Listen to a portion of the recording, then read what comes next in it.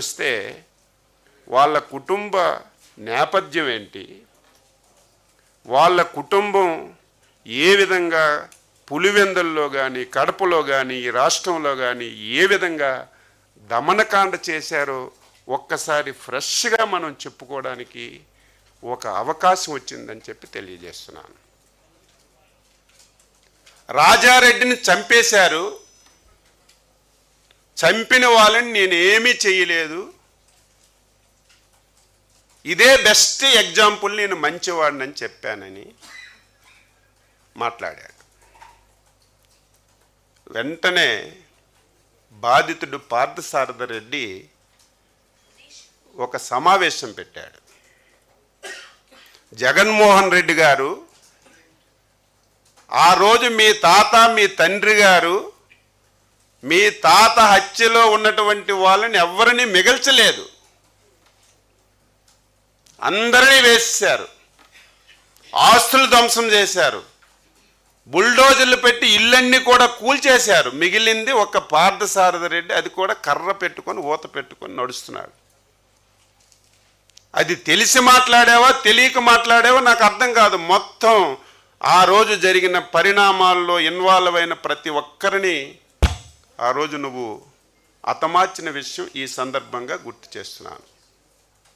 రెండవది, ఆ రోజు పులివెందలకి తెలుగుదేశం పార్టీ పక్షాన ఉన్నటువంటి వ్యక్తి ఆ రోజు ఇందులో ఒక బాధ్యుడని నువ్వే చెప్పావు, నేను చెప్పలేదు.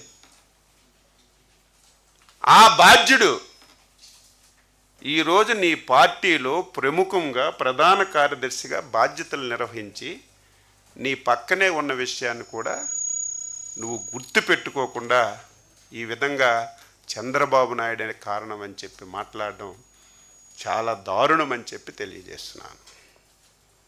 రెండవది, చంద్రబాబు నాయుడు గారు అపోజిషన్ లీడర్గా ఉమ్మడి ఆంధ్రప్రదేశ్ రాష్ట్రంలో శాసనసభలో ప్రసంగం చేశారు. 4 రోజుల తర్వాత రాజశేఖర రెడ్డి గారు నువ్వు అసెంబ్లీకి రావని చెప్పి చంద్రబాబు నాయుడు గారు ప్రసంగం చేసిన తర్వాత 4 రోజులకే హెలికాప్టర్ కూల్ చనిపోయింది. చంద్రబాబు నాయుడు గారు పాత్ర ఉందని చెప్పి నిస్సిగ్గుగా మాట్లాడుతున్నారు. ఈరోజు రేపు మీకు చూపిస్తాం, ఇప్పటికే మీకు ఆ వీడియో వచ్చింది. చంద్రబాబు నాయుడు గారు స్పష్టంగా చెప్పారు. అదేంటో మన రాష్ట్రం యొక్క దౌర్భాగ్యం. ఆ రోజు రాజశేఖర రెడ్డికి కానీ ఈరోజు జగన్మోహన్ రెడ్డి కానీ మన రాష్ట్రం మీద మన రాష్ట్రంలో ఉన్న దేవుళ్ళ మీద ఒక కక్ష కట్టుకున్నారు. ఎందుకంత పగ? దేవుళ్ళ మీద మీకు ఎందుకంత పగ? అందులో మా రాష్ట్రంలో ఉన్నటువంటి 7 కొండలవాడు వెంకటేశ్వర స్వామిని అపవిత్రం చేయాలని ఆ రోజు నుంచి ఈ రోజు వరకు మీరు కంకణం కట్టుకున్నారు. అందులో భాగంగా నీ తండ్రి ముఖ్యమంత్రిగా శాసనసభలో వెంకటేశ్వర స్వామికి 7 కొండలు అవసరం లేదు 5 కొండలు అని చెప్పి నిండు శాసనసభలో మాట్లాడితే, ఆ సందర్భంలో అపోజిషన్ లీడర్గా నేను వెంకటేశ్వర స్వామికి భక్తుణ్ణి, ఆ ప్రాంతంలో వెంకటేశ్వర స్వామి పాదాల చెందన పెరిగిన వాడిని, వెంకటేశ్వర స్వామికి ఎవరు అపవిత్రం చేసినా సరే ఎవరికి మంచి జరగదు మేలు జరగదు అని చెప్పి మాట్లాడినటువంటి మాటలు అని చెప్పి తెలియజేస్తున్నాను. దాన్ని వక్రీకరించి నిన్న మాట్లాడాడు. ఇంతెందుకు, రాజశేఖర్ రెడ్డి చావుని ఒక 1 రోజుల ముందే నేను ఇక్కడే ఇదే ప్లేస్లో పాత్రికేయుల సమావేశంలో చెప్పాను. రాజశేఖర్ రెడ్డి యొక్క మరణంలో అనుమానాలున్నాయి, ఇందులో జగన్మోహన్ రెడ్డి గారి యొక్క పాత్ర ఉంది అని చెప్పి ఆ రోజు ఉన్నటువంటి కాంగ్రెస్ నాయకులందరూ మాట్లాడారు. ఆ రోజు బొత్స సత్యబాబు గారు కూడా మాట్లాడారు. నేను మాట్లాడితే ఆయన ఏడ్చాడు. ఎందుకు ఏడ్చాడో నాకు ఈ రోజుకి అర్థం కావడం లేదు. నేనేం తప్పు మాట్లాడానా? మీ జగన్మోహన్ రెడ్డి లాగా లేనిది ఉన్నట్టుగా మాట్లాడానా? ఉన్నది వాస్తవం. ఆ రోజు నువ్వు అధ్యక్షుడిగా ఏం మాట్లాడావో అదే నేను ఆ రోజు చెప్తే నువ్వు ఏడ్చావు. ఎందుకు ఏడ్చావు? ఈ రోజుకి సమాధానం లేదు. ఎంత మోసం, దగ, ఎంత కుట్ర, ఎంత దౌర్భాగ్యంగా వ్యవహరిస్తున్నాడు. ఎగ్జాంపుల్ ఆ రోజు నువ్వే నా తండ్రి సావుకి రిలయన్స్ గ్రూప్ అధినేత ముఖేష్ అంబానీ గారని చెప్పి నువ్వే చెప్పావు. ఆంధ్ర రాష్ట్రంలో ఉన్నటువంటి రిలయన్స్ సంస్థలన్నింటి మీద మీ వాళ్ళందరినీ పంపించి దాడులు చేశావు. ఇది వాస్తవమా కాదా? ప్రజలందరికీ నేను ఈ సందర్భంగా అడుగుతున్నాను. పాత్రికేయులుగా మీరు కూడా ఒకసారి గుర్తుపెట్టుకోవాలి. అచ్చెన్నాయుడు చెప్పింది వాస్తవమా కాదా అని తెలుసుకోవాలి. నువ్వే రిలయన్స్ వాళ్ళ పాత్ర ఉందని చెప్పి దాడులు చేయించి, నానా యాతన చేయించి, నువ్వు అధికారంలోకి వచ్చిన తర్వాత రిలయన్స్ వాళ్ళని మంచిగా చేసుకొని వాళ్ళు చెప్పిన వాళ్ళకి రాజ్యసభ సీట్ ఇచ్చావా లేదని చెప్పి నేను అడుగుతున్నాను. ఇందులో ఎవరి పాత్ర ఉంది? చంద్రబాబు నాయుడు గారికి ఇందులో ఏం సంబంధం? దీనికి కర్మ, కర్త, క్రియ నువ్వే. ఏం జరిగిందో నువ్వే చెప్పాలి. బాధ్యులు ఎవరో నువ్వే చెప్పాలి. దీన్ని వక్రీకరించి మాట్లాడుతున్నావు. ఇక మూడవది వివేకానంద రెడ్డి హత్య.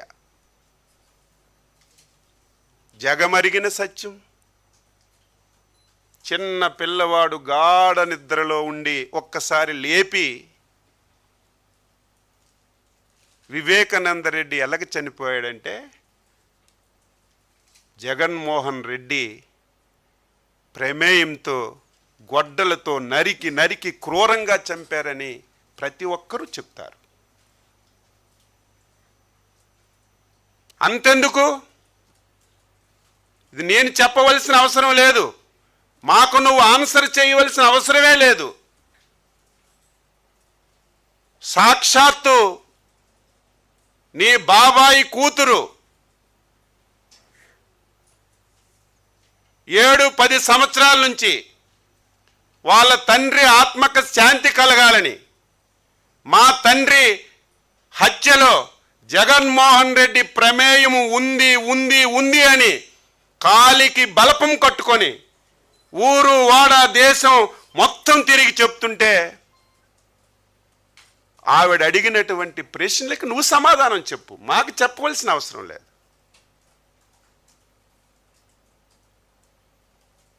కనీసం మేము అడిగిన దానికైనా ఇన్ని రోజులైంది. ఒక్క రోజైనా సరే నువ్వు సమాధానం చెప్పకుండా దీన్ని కూడా నువ్వు చంద్రబాబు నాయుడు గారి ప్రమేయం ఉంది, గొడ్డల పార్టీ ఎందుకు గింజుకుంటున్నావు? గొడ్డల పార్టీ కాదా? సొంత బాబాయిని అధికారం గురించి నేను ప్రతిసారి చెప్తున్నాను. ముఖ్యమంత్రి పదవి గురించి, అధికారం గురించి తండ్రిని వదలడు, బాబాయిని వదలడు, తల్లిని వదలడు, చెల్లిని వదలడు. చివరికి నీకు ఈ స్థాయికి తీసుకొచ్చినటువంటి కార్యకర్తలను కూడా ఊచకోత కోసి అధికారాలను రావడానికి ప్రయత్నం చేస్తావు తప్ప నీకు ఇంకొక ఆలోచనే ఉండదని చెప్పి తెలియజేస్తున్నాను. దీనికి ఆన్సర్ చేయి. ఈరోజు ఏది చూసుకున్నా సరే ఇందులో మీకు ఒక ఉదాహరణ. సాక్షులు ఉన్నారు. ఎంతమంది ఉన్నారు? వివేకానంద రెడ్డి హత్యలో ఉన్నటువంటి సాక్షులను ఒకసారి తీసుకుంటే ఒక్కొక్కరిని ఏ విధంగా హతమార్చారో మీ అందరికి కూడా తెలుసు. ఆయన ఒక్క నైజం, పదవి లేకపోతే అన్నీ చేస్తాడు విమర్శలు. 5 సంవత్సరాలు ఏం పీకావు నువ్వు?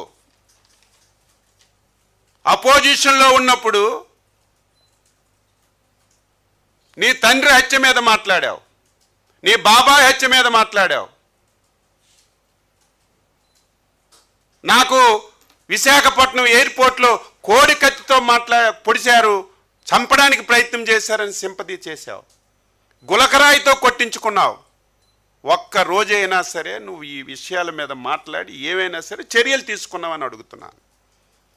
అధికారం లేనప్పుడు మాట్లాడడం, అధికారం వచ్చిన తర్వాత కనీసం దాని గురించి మాట్లాడకపోవడం ఆయన యొక్క నైజం అని చెప్పి తెలియజేస్తున్నాను.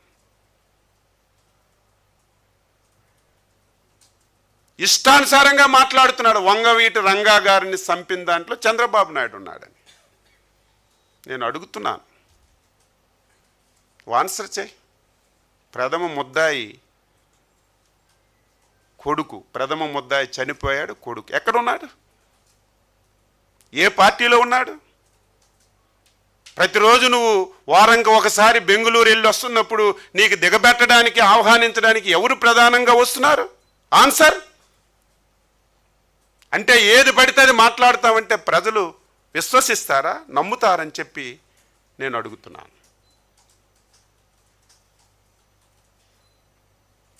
ఈరోజు నేను ఏది విడిచిపెట్టం. పూర్వం చాలా తప్పు చేశావు, నువ్వు ఏది మాట్లాడినా సరే మేము దానికి ఆన్సర్ చేయకపోవడం వల్ల చాలా నష్టపోయాం. ఈసారి నేను మళ్ళీ చెప్తున్నాను, నువ్వు చేసిన ప్రతిదానికి ఆన్సర్ చేస్తాం, ప్రజలకి చైతన్యపరుస్తాం. నేను చెప్పిన దాంట్లో ఏదైనా పొరపాటు ఉంటే, ఏదైనా తప్పు ఉంటే ఆన్సర్ చేయమని చెప్పుకోరుతున్నాను. అందులో నువ్వు చేయి. ఆ రోజు ఓకే, నువ్వు చెప్పినట్టుగా వంగవీటి రంగా గారు హత్య జరిగింది, వాళ్ళు ఎక్కడున్నారు? నీకు నీతి నిజాయితీ ఉంటే వాళ్ళని దగ్గర చేర్పించుకోకూడదు, వాళ్ళని నువ్వు పార్టీలో చేర్పించుకొని నీ వెనక తిప్పుకొని ఈరోజు దాన్ని విమర్శిస్తున్నావు. నిన్ను చూస్తే అమాయకంగా మా పార్టీ కార్యకర్తలందరినీ చంపేస్తున్నారు, జైల్లో పెట్టేస్తున్నారు. ఏమయ్యా జగన్మోహన్ రెడ్డి, 73 సంవత్సరాల వయసు, 4 సార్లు ముఖ్యమంత్రి, 4 సార్లు ప్రతిపక్ష నాయకుడు, దేశంలో ప్రతి ఒక్కడు గర్వించదగినటువంటి నాయకుడు. కనీసం నువ్వు ఈ తప్పు చేశావు, నోటీసు కూడా ఇవ్వకుండా అరెస్ట్ చేసి 53 రోజులు జైల్లో పెట్టావు.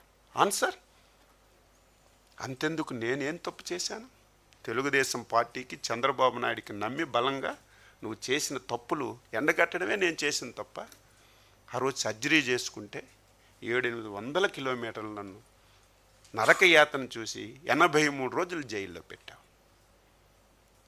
పోనీ మమ్మల్ని పార్టీ పరంగా నువ్వు హింస పెట్టావు. నీ ఫ్యాను గుర్తు మీద గెలిచినటువంటి రఘురామరాజును కూడా చిత్రహింసలు చేసి, కస్టోడియల్ టార్చర్ చేసి ఆయన్ని జైల్లోనే చంపాలని ప్రయత్నం చేశావు. ఆ రోజు భగవంతుడి దయ, అందరి దయతో హైకోర్టు, సుప్రీంకోర్టు, మిలిటరీ హాస్పిటల్స్ అన్నీ యాక్టివేట్ అయ్యారు కాబట్టే ఆ రోజు రఘురామరాజు బతికాడు తప్ప, లేకపోతే రఘురామరాజు బతికే పరిస్థితి లేదు. ఏ ఒక్కరిని వదిలేవు. ఈరోజు గగ్గోలు పెడుతున్నాం, మా నాయకుల మీద కేసు ఎవరి మీద పెట్టారు? మా నుంచి కూడా, మా కార్యకర్తల నుంచి కూడా చాలా ప్రజలు వస్తున్నా సరే ముఖ్యమంత్రి గారు ఒకటే మాట, హింసకి హింస ప్రతి సమాధానం కాదు, చర్యకు ప్రతి చర్య సమాధానం కాదు. ప్రజల్ని చైతన్యపరుద్దాం, 10 కార్యక్రమాలు మంచివి చేసి ప్రజల్లో అభిమానం పొందుతాం తప్ప వాళ్ళలాగా మనం చేస్తే బాగోదని 2 సంవత్సరాలుగా ఎక్కడ కూడా ఎటువంటి కార్యక్రమాలు లేకుండా ప్రశాంతంగా ముందుకు తీసుకెళ్తున్న విషయాన్ని ఒకసారి మీ అందరికి కూడా గుర్తు చేస్తున్నాను. సోషల్ మీడియా గురించి మాట్లాడాడు. ఏమండి, మీరు ఆన్సర్ చేయాలి కదా, ప్రశ్నలు వేయాలి కదా. సోషల్ మీడియా గురించి మాట్లాడే నైతిక హక్కు ఆ వ్యక్తికి ఉందా? ఎవరిని వదిలావు? ఏ ఒక్కరినైనా వదిలావా సోషల్ మీడియాలో? జడ్జీలను వదలలేదు, రాజకీయ పార్టీలను వదలలేదు, రాజకీయ నాయకులను వదలలేదు. ఎంతెందుకు, నీకు జన్మనిచ్చినటువంటి నీ తల్లిని వదలలేదు, నీతో రక్తం పంచుకున్నటువంటి నీ చెల్లిని వదలలేదు. ఏ ఒక్కరిని కూడా సోషల్ మీడియాలో వదలకుండా నరక యాతన చూపించినటువంటి నువ్వు సోషల్ మీడియా గురించి మాట్లాడుతున్నావు. పాపం రంగనాయకమ్మ ఏం పెట్టింది? ఒక పోస్ట్ ఫార్వర్డ్ చేస్తే ఆవిడికి ఎంత హింస పెట్టారు. సీనియర్ జర్నలిస్టులకు ఇబ్బంది పెట్టారు. విశాఖపట్నంలో ఒక ఆయనకి కర్నూలు వాళ్ళకి తీసుకెళ్ళి మొత్తం తిప్పితే గుండెపోటు వచ్చి చనిపోయారు. 5 సంవత్సరాల్లో నువ్వు చేసినటువంటి అరాచకాలు ఇంత అంతా కాదు, ఏ ఒక్కరిని వదలలేదు.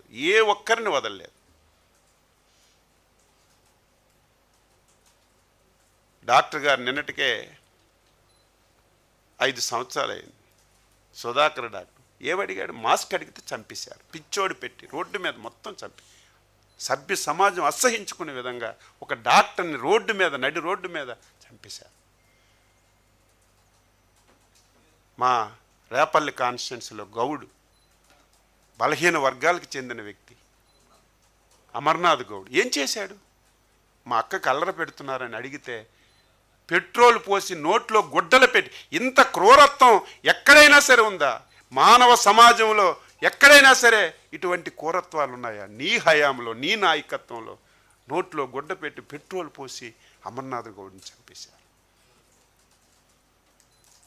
సలాం కుటుంబం ఏం చేశారు? దొంగతనం చూపితే మొత్తం అందరూ కూడా ట్రైన్ కింద పడి ఆత్మహత్య చేసుకున్నారు. మాట్లాడితే నిన్న సినిమాలు కూడా చూపించారు, మా కార్యకర్తలు చంపేస్తున్నారని. సిగ్గుందా నీకు? 5 సంవత్సరాలు కోత కోచావు. హరిజన గిరిజన బడుగు బలహీన వర్గాల్ని నడి రోడ్డు మీద నరికి పడేశావు. నందం సుబ్బయ్య ఏం చేశాడు? బీసీ నాయకులందరినీ మొత్తం నరికి మొత్తం కార్యకర్తల యొక్క ప్రాణాలు మొత్తం తీసినటువంటి నువ్వు ఈ రకంగా మాట్లాడుతున్నావు. ఒక్కటైనా వాస్తవం ఉందో చెప్పండి. పచ్చి అబద్ధాలు. నేను చెప్పింది ఒక్కటైనా తప్పుంటే మీరు కూడా ప్రశ్నించండి. రాజారెడ్డి నుంచి వివేకానంద రెడ్డి వరకు ప్రతి సావులో నువ్వు లబ్ధిదారుడు, లబ్ధి పొందింది నువ్వే. మాట్లాడితే చచ్చిపోనని చంపేయడం, మళ్ళీ శవం దగ్గరికి వెళ్ళి ఏడ్చేయడం, అయ్యయ్యో నాకు ఎవరు లేరని చెప్పడం, ఇది నీకు ఒక అలవాటు అయిపోయింది. దీన్ని మేము పూర్తిగా ఎండ కడతామని చెప్పి తెలియజేస్తున్నాను. మావిగన్ ఇంకెన్ని రోజులు ప్రజలకు మభ్య పెడతావు? 5 సంవత్సరాలు అధికారంలో ఉన్నప్పుడు మావిగారు నీకు గుర్తులేదా? కనీసం భారత ప్రభుత్వం, భారత పార్లమెంట్లో, రాజ్యసభలో చట్టం చేసిన తర్వాత కూడా ఇంకా మావిగానని చెప్పి ప్రజలకు నువ్వు మభ్య పెడుతుంటే ఏమనాలి? నిన్ను సైకో అనాలా, పిచ్చివాడు అనాలా, ఏమనాలి? నాకే అర్థం కావటం లేదు.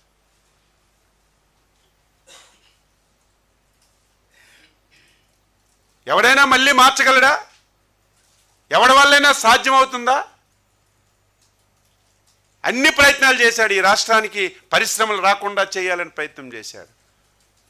చంద్రబాబు మీద నమ్మకంతో, మోడీ గారి యొక్క సహకారంతో మీరు నేను ఊహించినటువంటి పెద్ద పరిశ్రమలు వచ్చి ఈరోజు మనకి ఏదో మాటలు చెప్పడం కాదు, గ్రౌండ్ అవుతున్నాయి, కొన్ని ఓపెన్ అవుతున్నాయి, కొన్ని ప్రారంభోత్సవాలు చేస్తున్నాం. అది రాకుండా చేసావు, అది అధిగమించాం.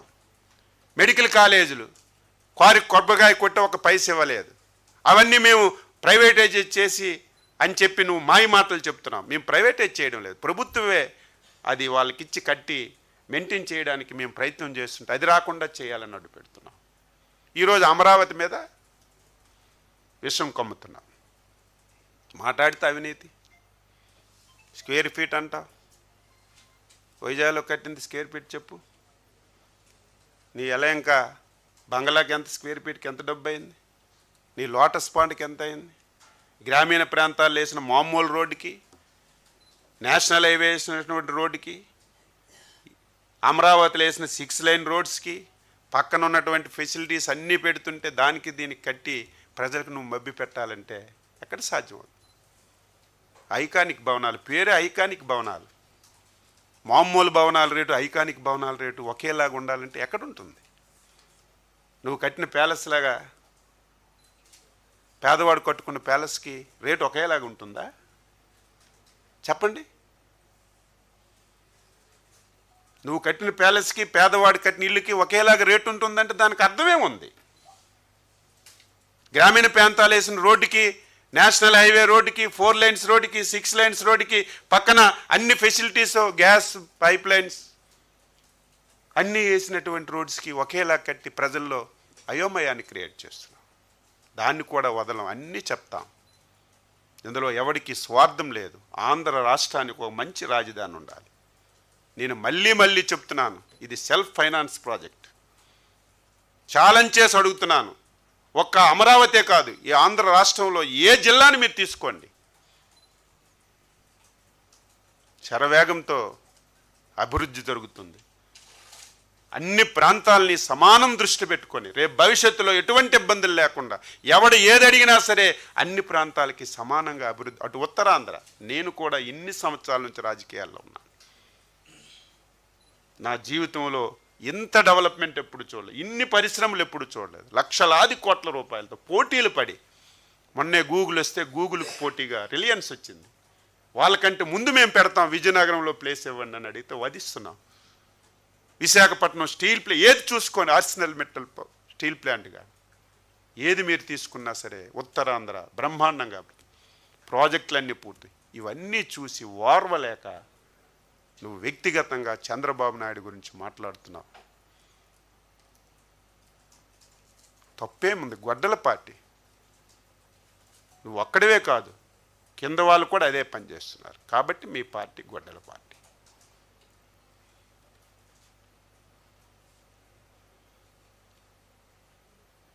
ప్రజలందరికీ ఒకటే కోరుతున్నాను, ప్రశ్నించాలి. మీరు కూడా ప్రతి విషయాన్ని మీరు తెలుసుకోవాలి. కావాలని చెప్పి బురద జల్లడానికి ఒక ప్రయత్నం చేస్తున్నారు. మేము ఎప్పటికప్పుడు కూడా దీనికి సమాధానం చెప్తూ ఉంటాం. ఏది అడిగినా సరే ఆన్సర్ చేస్తాం. ఇంక రేపు భవిష్యత్తులో అమరావతి గురించి కూడా చాలా స్పష్టంగా ఎందుకు ఎంత అవుతుంది, ఏమేమి చేస్తున్నాం అన్నీ స్పష్టంగా కూడా చెప్తామని చెప్పి తెలియజేస్తూ, ఈ రోజు నుంచి ఒక గొడ్డల పార్టీయే కాదు, కింద సబ్ హెడ్డింగ్ కూడా నేను పెడుతున్నాను. గొడ్డల పార్టీ సమాజానికి హానికరం. ప్రతి ఒక్కరు గుర్తుపెట్టుకోవాలి. ఇదేదో మాకు కాదు, ఇటువంటి వ్యక్తి రాజకీయాలు ఉండడానికి అవకాశం ఉండకూడదు. మీ అందరికీ తెలుసు, చంద్రబాబు నాయుడు ముఖ్యమంత్రిగా ఉమ్మడి ఆంధ్రప్రదేశ్లో కానీ మన రాష్ట్రంలో కానీ ముఠా కక్షల్ని అరికట్టాడా లేదా? నక్సలిజాన్ని అరికట్టాడా లేదా? మత కల్లోలాన్ని అరికట్టాడా లేదా? ఫ్రాక్షనిస్టులు కూడా అరికట్టాడా లేదా? ఈయన కూడా ఫ్రాక్షనిస్ట్ అయితే 2 నిమిషాల్లో అరికట్టచ్చు. ఈయన రాజకీయ ముసుగులో ఉన్నటువంటి ఒక ఫ్రాక్షనిస్ట్ కాబట్టి రాజకీయ ముసుగేసుకొని ఈరోజు వ్యవహారాలు చేస్తున్నాడు. కాబట్టి ఈ మాత్రమైనా సరే ఉన్నాడు తప్ప నిజమైనటువంటి ఫ్రాక్షనిస్టు రాజకీయ పార్టీ ముసుగులో నడుపుతున్నాడు. దీని బండారాన్ని మేము ప్రతి ఒక్కరికి చెప్పి ఎడ్యుకేట్ చేసి, ఇటువంటి వ్యక్తి ఈ రాష్ట్రంలో ఉండకూడదు, తెలుగు జాతికి అరిష్టం అని చెప్పి ఈ సందర్భంగా ప్రతి ఒక్కరికి తెలియజేస్తున్నాను.